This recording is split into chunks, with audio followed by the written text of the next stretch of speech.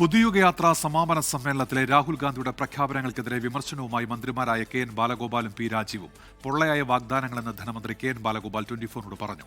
രാഹുൽ ഗാന്ധിയുടെ പ്രഖ്യാപനങ്ങൾ കേരളം മുഖവിലേക്ക് എടുക്കില്ല എന്നായിരുന്നു മന്ത്രി പി രാജീവിന്റെ പ്രതികരണം. രാഹുൽ ഗാന്ധി നടത്തുന്നത് വ്യാജ വാഗ്ദാനങ്ങളുടെ രാഷ്ട്രീയമെന്ന് ബി സംസ്ഥാന അധ്യക്ഷൻ രാജീവ് ചന്ദ്രശേഖർ. ശ്രീ രാഹുൽ ഗാന്ധി പറഞ്ഞതായ കാര്യമുണ്ട്. രാഹുൽ ഗാന്ധി ഇന്നലെ ധാരാളം അനൗൺസ്മെൻറ്റുകൾ നടത്തിയിട്ടുണ്ട്.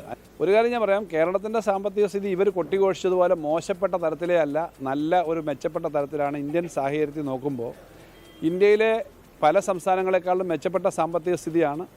ഇന്ത്യയിൽ ഏറ്റവും മെച്ചപ്പെട്ട സാമൂഹ്യ സേവന പ്രവർത്തനങ്ങളും ഇപ്പോൾ ആശുപത്രി, അതുപോലെ വിദ്യാഭ്യാസം തുടങ്ങിയ മേഖലകളിലൊക്കെ ഏറ്റവും കൂടുതൽ പണം ചെലവാക്കുന്നത് നമ്മളാണ്. ബി.ജെ.പിയുടെ ചട്ടുകമായി പ്രവർത്തിച്ച് അരവിന്ദ് കെജ്രിവാളിനെ ജയിലിലടച്ച രാഹുൽ ഗാന്ധിയാണ് യഥാർത്ഥത്തിൽ ബി.ജെ.പിയുടെ ഒരു ഏജന്റായി പലപ്പോഴും പ്രവർത്തിക്കുന്നത്.